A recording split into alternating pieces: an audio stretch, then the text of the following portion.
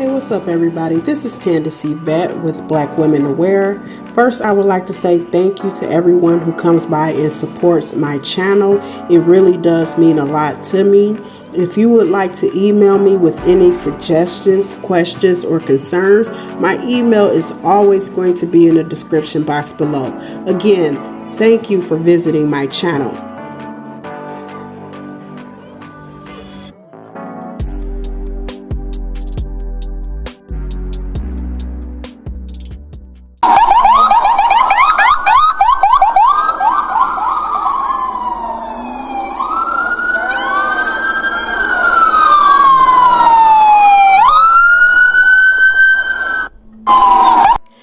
Hey, what's up y'all? This is Candace Yvette and I am back with another video. Now in this video, I will be covering a case that came to me out of the Meridian, Mississippi area, okay?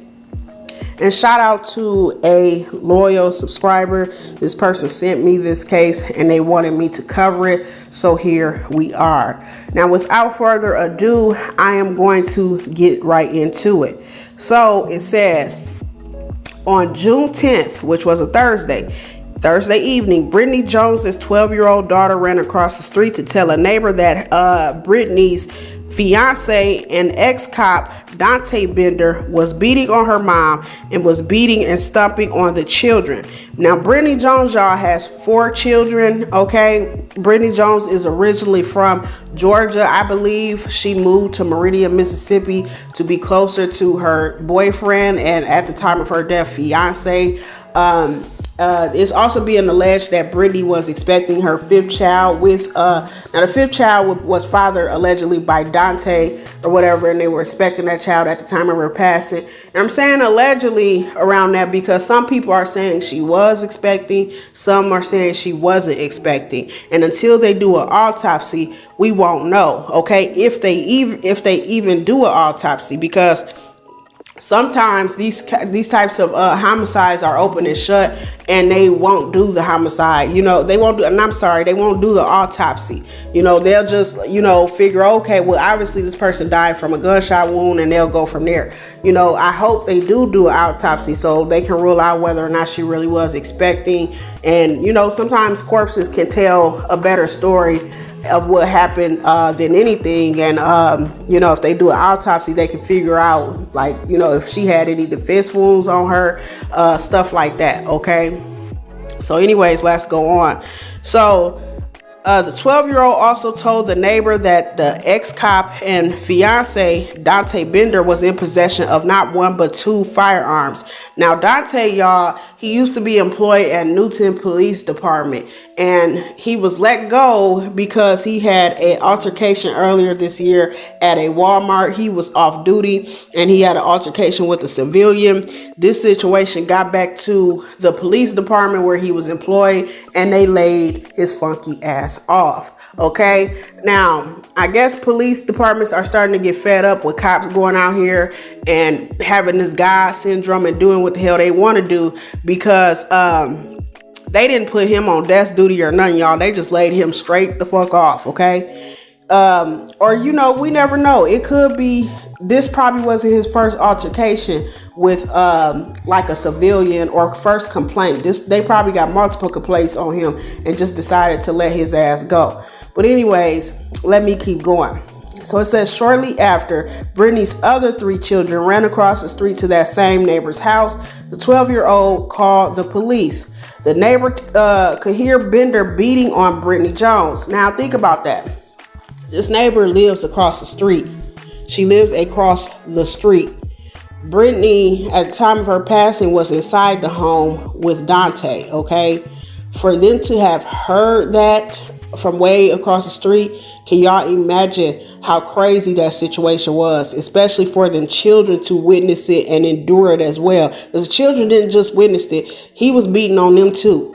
And from what I'm hearing, if it wasn't for Officer Kenneth Croom, shout out to him, if it wasn't for him those children would be unalived as well. And because he came or whatever, and not only did he show up, y'all, he showed up on his day off. He was off that day. He came into work, and showed up and answered the call of this mother. And had he not been there, these kids will be gone as well. Okay, he was prepared to take those children out as well.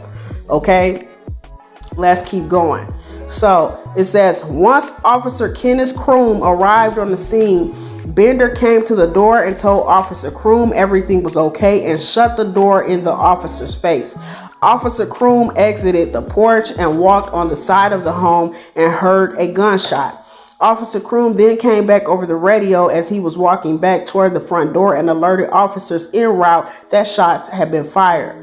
Now, when I read that part, that when he heard that he went to the side of the house, he heard the gunshots, you know what I'm saying? I was thinking in my calm state that, okay, he should have took cover and got somewhere where he had himself protected and then, got alerted the other officers and told them, hey, somebody is shooting. But because I am a nurse and I have been in those heightened situations where, like, for example, I done had people fall out and go into cardiac arrest on me. I've had to do CPR. Now, I ain't gonna lie to y'all. Most of the times CPR is like a last resort thing, and it really don't work, like that well. But it is a last resort, and we would rather try to help save your life than sitting there and doing nothing. So CPR is still in use, and it's still practiced, and it's still taught, because they figure you knowing something and doing something is better than nothing. Something is always and most surely going to be better than nothing.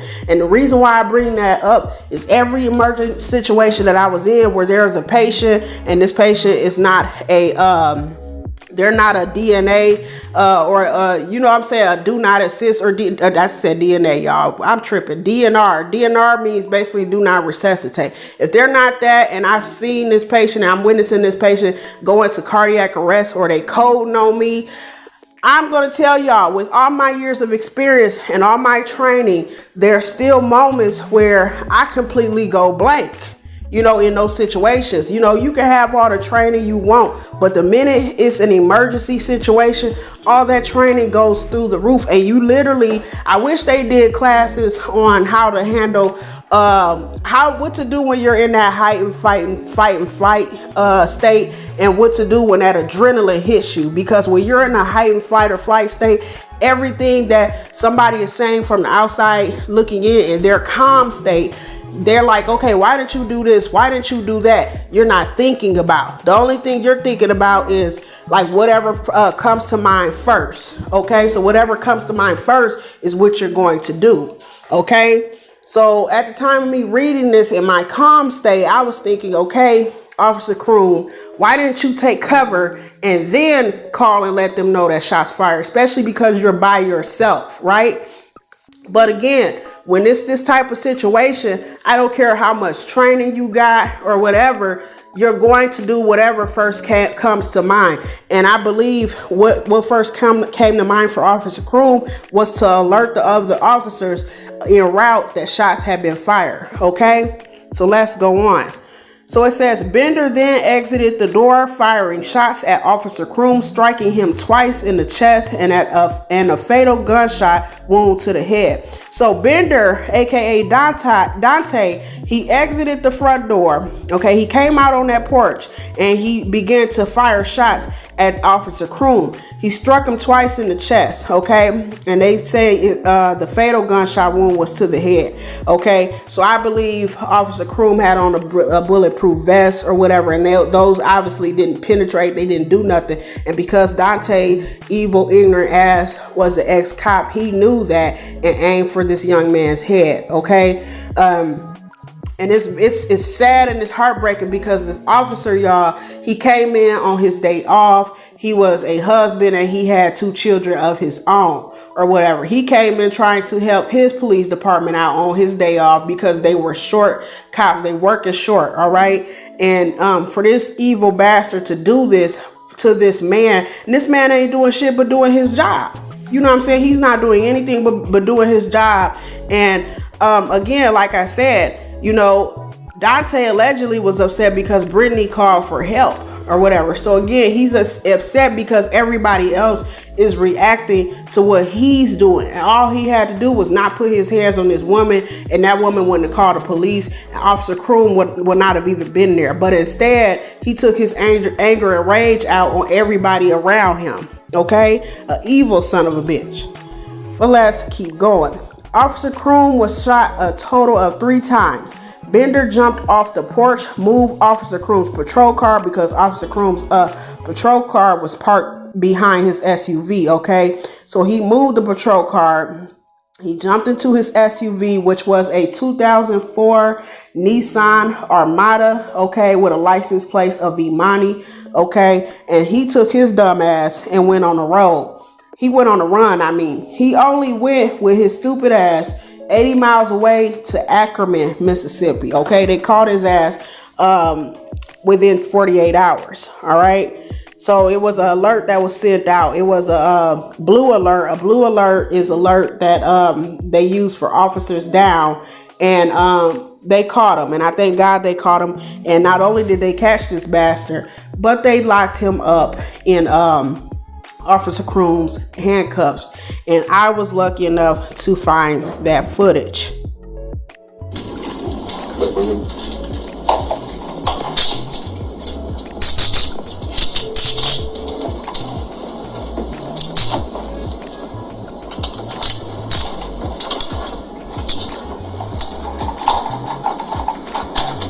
These are Officer Croom's handcuffs. Okay, so as y'all seen from that video, there's an officer there, and he on big petty time, and I'm loving every bit of it. And he basically told Dante, these are Officer Croom's handcuffs I'm locking you up in. You know what I'm saying? And they did that not only to honor Officer Croom, but to rub it in Dante's face, you know, that even from the grave, nigga, he still caught your ass, okay? So let's go on. So once the other Meridian police officers made it to the scene, Brittany Jones was lying inside. Now, you know, people need to edit their stuff right. Laying is not the correct term. Lying. She was lying inside the room. Okay. I'm sorry, y'all. Little stuff like that just irritates me. Let me keep going though. So Brittany Jones was lying inside a room with a fatal gunshot wound to her head. Officer Kenneth Croom was pronounced deceased at Anderson Hospital. Officer Croom was off on yesterday, but due to a shortage of MPD or AKA Meridian Police Department officers, he came in on his day off and lost his life to a motherfucking coward. Okay. It's a sad ending, but we here at Shout Out to Mississippi Hot Topics, thankful to those children or 4 children who ran for their lives and escaped death. I'm so thankful that those children were smart enough to run and get the hell up out of here. Because most times, some kids are so scared when they see people get angry, especially somebody who is a step parent or parent, they freeze and they just do whatever that person says, and their reasoning or whatever doesn't click in and say, hey, get up out of here, this person is a danger to you.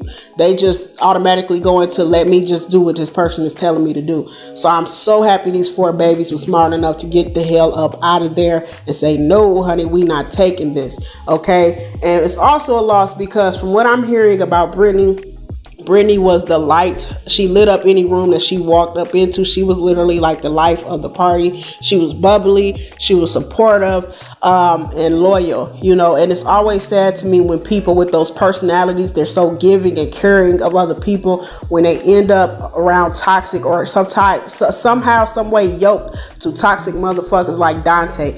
Dante definitely did not deserve this woman, y'all. And a lot of times when it comes to situations like this, we wonder, like, how could somebody so good and bubbly like Brittany end up with somebody like Dante?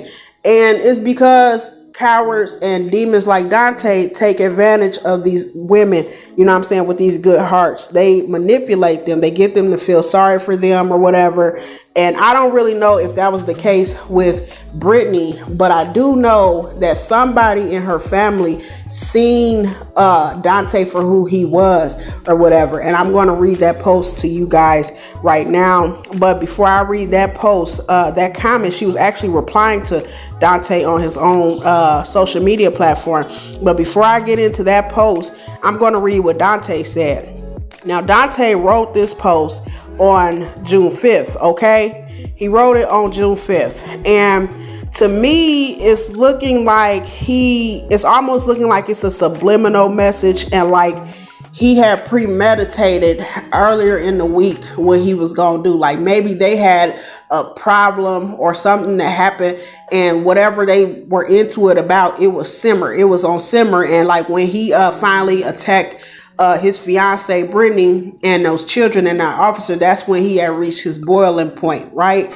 But it's a weird ass post, y'all, and I'm gonna read it to y'all word for word. Or so if certain parts don't make sense, don't worry, you ain't alone. Shit don't make sense to me either. Let's get right into it. So on June 5th at 6:57 p.m., he writes, "Just a reminder, she is still the number one woman in my life. Love you and thank you for everything.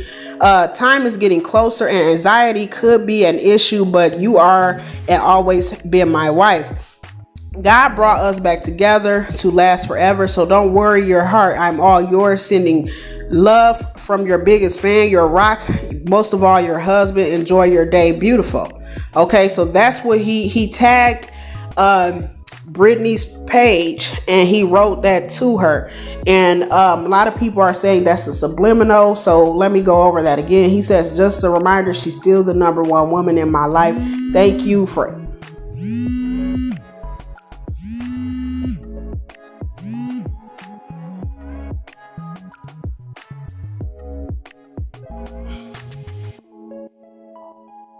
Okay, sorry about that, y'all. So it says, thank you.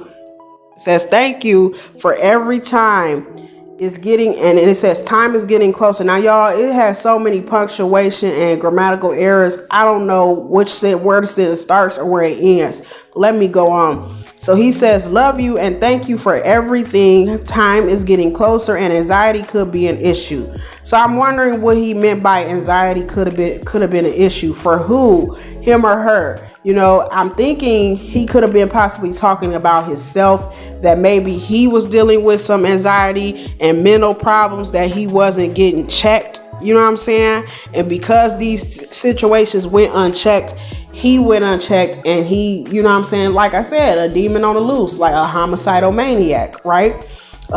You know, this is what happens with these men. They go unchecked or whatever, and then they spaz out and they do shit like this. You know what I'm saying? And it's really sad because these men are not getting checked up. They're not going to the doctor. They're not going and seeking mental health services. You don't really know what's going through their heads, okay? So anywho, let me get to what one of the sisters of Brittany wrote in response to this, okay? So Brittany's sibling writes, "Dante Bender," and she's replying to this post I just read to y'all, right? So she says, "Dante Bender, help me understand. I have a lot of damn questions, but no answers. I have met you, I have talked to you, and you promised me that you'll take care of my sister. What the fuck happened and why? Just so you know, I saw through you because I'm a realist and I'm very observative. I kept my thoughts and my opinions to myself." So let me pause right there. So she says she saw through him. So basically she was pinging, her gut intuition was pinging all the red flags, and she basically figured him out from the get-go and found out he was full of shit. But she says she kept her thoughts and her opinions to herself. Okay, let me go on. "I don't involve myself in nobody's relationship because of life experiences. When a person is head over heels in love, they ignore all the signs and not willing to hear or listen to the truth. You lied to me. You took my sister from me. I'm extremely angry. I refuse to waste any energy on how I really feel. Facts. You will be punished in the end." Okay, so this is also somebody, and they say he told us all the same lies. He swore she was safe with him, but she died because of him. Okay, so, you know, obviously the family is upset, as they should be, but again, you know, the sister is saying that she basically saw through him. She didn't want to say anything because she didn't want to piss anybody off or whatever.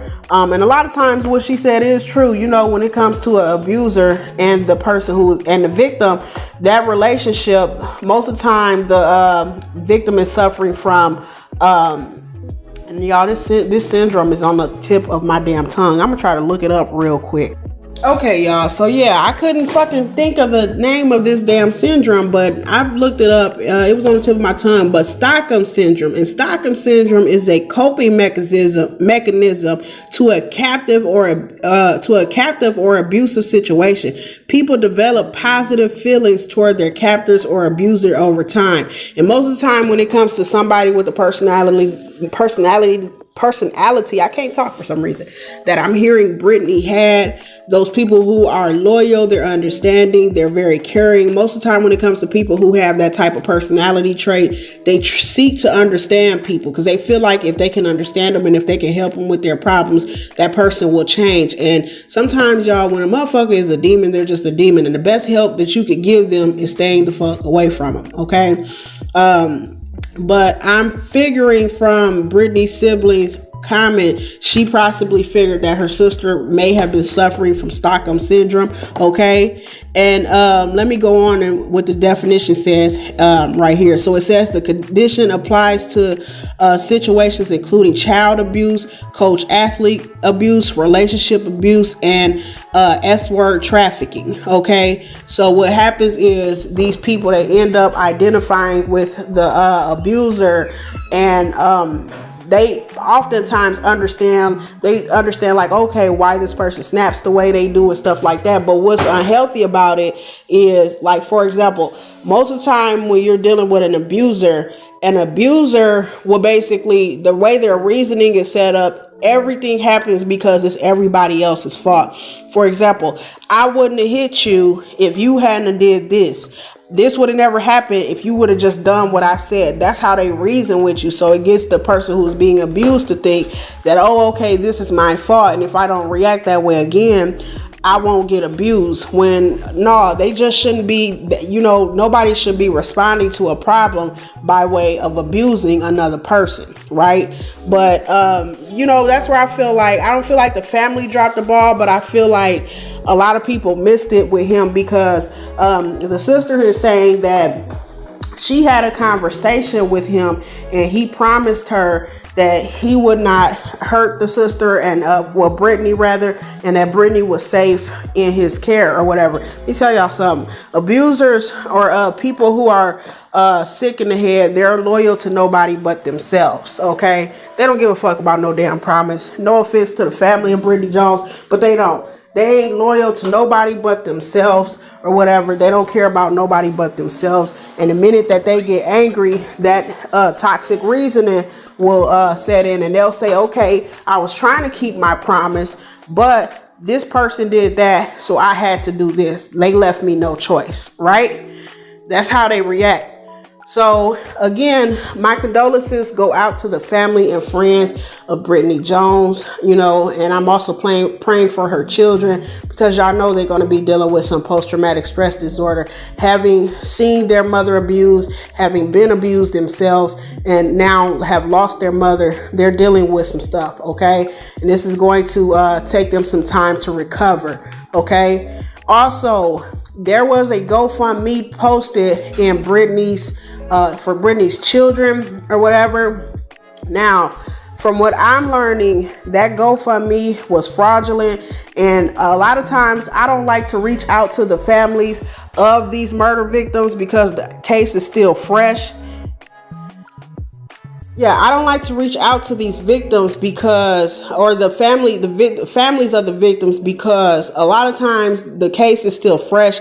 They're grieving, and I like to let them grieve in peace. You know what I mean? But this case, and I'm realizing that many other cases, I'm going to have to bite the bullet and reach out to these people, because Brittany Jones is not the first person who I've come across. Her case is not the first case that I've come across to where I'm realizing, hey, people are making fraudulent accounts, GoFundMe accounts, and victims or of missing and murders. They're making fraudulent accounts and trying to scam money off of people who want to donate. Now, thankfully, one of Brittany's siblings did reach back out to me immediately, and I do have the correct GoFundMe information. Okay, and it's sad to say that I am going to, in the future, I'm going to have to, start contacting families. I cannot just share GoFundMe information anymore that I find. I have to call or get a hold of people and confirm that is the correct information, because it's silly,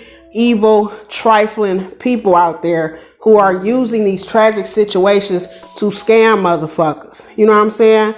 And I hate to say it like that, but y'all know when I get mad and I cuss, I'm passionate, I can't help it, right? But it's pissing me off because the fraudulent post or the GoFundMe, it had pictures of her children, of Brittany Jones's children, and it was saying things like, okay, they need beds and bunk beds and stuff. I don't know why they need that stuff, because it was not a house fire. They lost their mother, right? They don't need beds and bunk beds and stuff like that. But it was fraudulent, and these people were they made fake Facebook pages and shit, and they made a fake GoFundMe page, and they had pictures of this woman's children and trying to fool people who are compassionate enough and giving enough and generous enough to donate, and not only take it from the family, but take it from people who, like I said, are caring enough to want to help.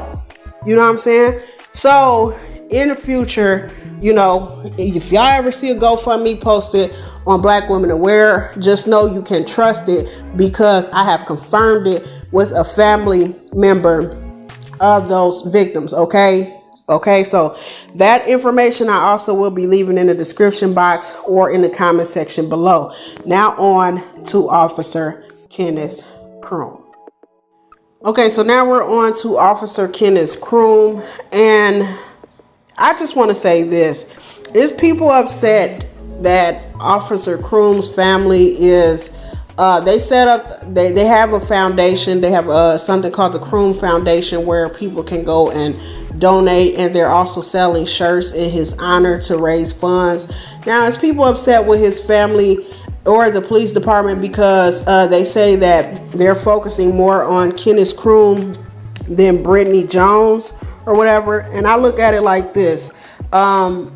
This cop, you know what I'm saying? I don't know. I don't think they're focusing more on him. I mean, I think that because y'all know how cops is, it's one of their own. So of course they're going to be hurt. They had like personal bonds to this man or whatever. And I hate to say it like that, but it's real. And one thing that I am on Black Women Aware, I'm going to keep it real with y'all. I'm not going to bullshit y'all around. They had personal emotional attachments to Officer Croom. They knew him, they worked with him or whatever. So of course the police department is going to be grieving. Obviously his family is going to be grieving off of that loss, off of their loss, just like Brittany Jones's family is grieving. Okay, when you have one of your own die, and again, I'm not a cop, but being that I worked in the field that was surrounded by death, and we were in emergency situations like Kenneth Croom's position, it is different. It is different from versus like me as a nurse and my coworkers. We see a patient pass away. We still, we're hurt. We're sad that it happens, but we know it comes with the playing field. We know people are going to pass away, and this is what we signed up to deal with. And they train us to have tough skin or thick skin, especially when working with pediatric patients, because people will pass away on you. Okay, that's part of the field. But for example, I had a nurse friend who lost her daughter in a tragic car accident. Did we all grieve with that nurse? Yes, we did, because we knew her personally. We worked with her. This lady showed up at the potlucks. She always was the one showing up with all the good food and everything. You know what I'm saying? We went out with her on our days off. We knew her personally. Okay. So I don't think they're focusing on him more. I think that they're just grieving in their own way, because he was one of their own. Okay. So for people to accuse them of that, I think it's kind of cold-blooded, because, those they were not just his co-workers, they were like family to him. And that's how you get when you work with somebody for so long or whatever. It's like your family away from your family. Okay. But with that being said, that doesn't mean that I or anybody else, we don't care about what happened to Brittany. I definitely care. There would be no Black Women Aware if I did not care. Okay. But I'm just simply saying, I understand why the police department is grieving. And obviously his family, they're going to grieve. Officer Kenneth Croom, he's leaving behind a wife and 2 children, to my understanding. Okay, so they're going to grieve. The family definitely has a right to grieve, y'all. But anyways, let's jump into this article. So it says, slain Mississippi police officer was the son of Pastor Kelvin Croom, Alabama football player and coach Sylvester Croom's nephew. Meridian officer Kenneth Croom was shot to death Thursday on June 9th. A woman was also found dead. Dante Marquez Bender, the ex-cop and ex-fiancé, was later taken into custody. A police officer killed Thursday evening in Mississippi was a member of one of Tuscaloosa's most prominent and admired families. Okay. So Officer Croom, he was popular in that area, okay? And we're about to get into why. So Meridian officer Kenneth Croom was shot to death on Thursday evening, June 9th, y'all. A woman now identified as Brittany Jones was also found deceased at the scene. Dante Marquez Bender, the ex-cop and ex-fiancé, was taken into custody on Friday morning. Officer Kenneth Croom, age 30, was supposed to be off on Thursday, but opted to work anyways. Meridian Police Chief Deborah Young said at a Friday press conference he chose to come in and serve, which is what he was known to do regularly. The chief said, according to WLBT Channel 3, he was the definition of a true hero and his legacy will go on. He advised that he had won at gunpoint. Shortly afterward, he advised shots were being fired, Young said. The second officer on the scene reported that Croom had been shot. The police later discovered Brittany Jones, the woman, the fiancé, dead inside the home, and she was pregnant. That's what this article is saying. It's saying that she was pregnant, okay? I'm going to keep saying allegedly because, again, until they do an autopsy, we don't know, right? So let me go on. So Brittany, who was Bender's fiance and the mother of 4 other children, okay? Facebook photos on Jones's page show Bender in a Newton Police Department uniform. Officer Kenneth Croom, and this is pissing me off, y'all, because I'm actually adding the term officer before Kenneth Croom's name. They just got him in here as Kenneth Croom. You know, he was an officer. He was a law official. You know what I'm saying? And I'm not trying to really be petty and bring the race into it, but I'm wondering why they're not calling him Officer Kenneth Croom. I'm having to add officer in there. This man died in the line of duty. He gave his life. He came in on his day off to help police department out. The least that they can do is call him by his credentials, okay? It's fucked up that they don't have that in this article, and it's pissing me off. You know, mess around and call a doctor Mr. Jones or Mr. Croom and watch how quick a doctor check you and say, no, I am Dr. Croom, for example, because they work hard for them letters behind their name, you know? They work hard. Even a nurse will tell you, no, I'm not an LPN, I am an RN, because they work hard for those credentials behind their name. To you, it's just letters. But to them, it was many sleepless nights. To them, it's many days that they had to sacrifice dealing with their family and friends to study and get these jobs and get their positions or whatever. So that's kind of ticking me off or whatever. But anyways, let me go on.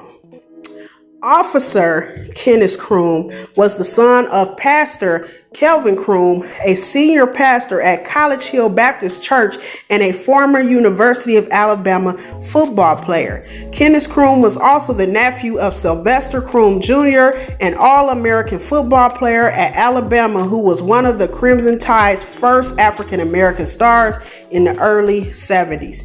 Sylvester Croom later worked for many years as an assistant coach, okay, at Alabama and in the NFL. And in 2003, he became the first black head football coach in the Southeastern Conference, where he was hired at Mississippi State. Okay.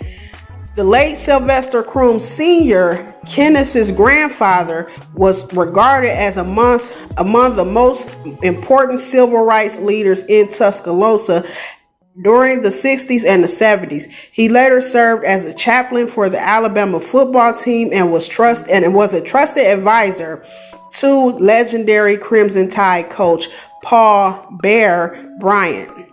We can't find the words to express how distraught we are.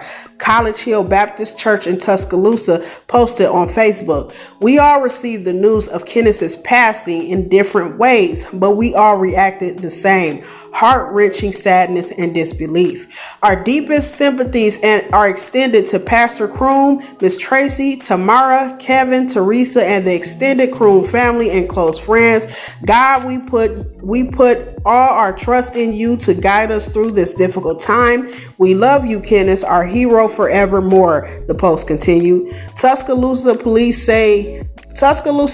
today will escort the body of Officer Kenneth Croom once his funeral procession arrives in the county from Mississippi. I can't read today, y'all. What the hell is wrong with me?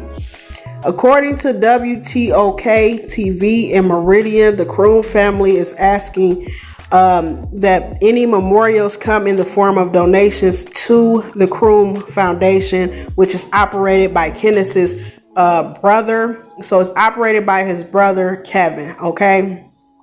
So again, we send our condolences out to him as well.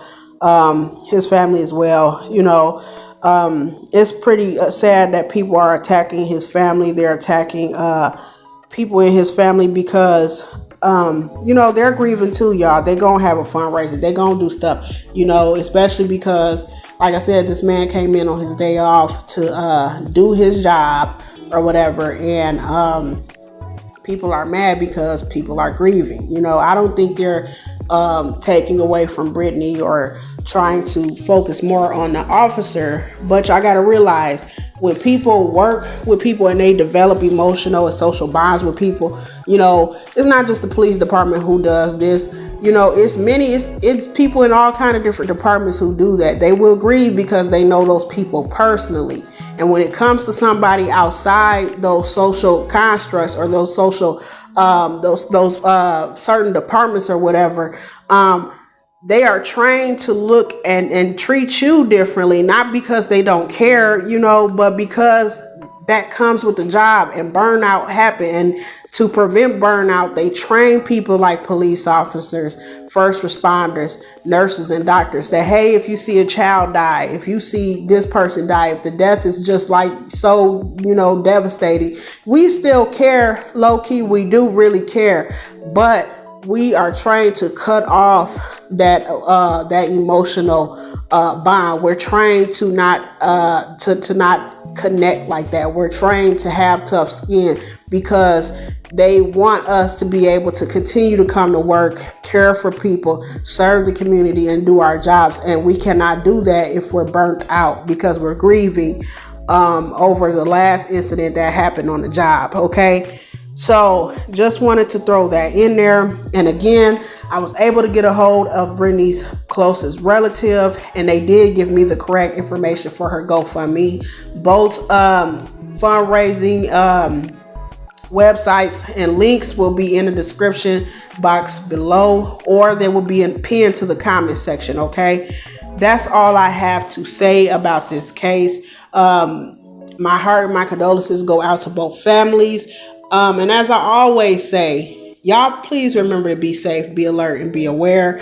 Leave your comments down below. Let me know what you think about this case. Please remember to be respectful of the victims. As you all know, I don't accept any disrespect towards victims on this page. And with that being said, this is Candace Yvette, and I am signing off.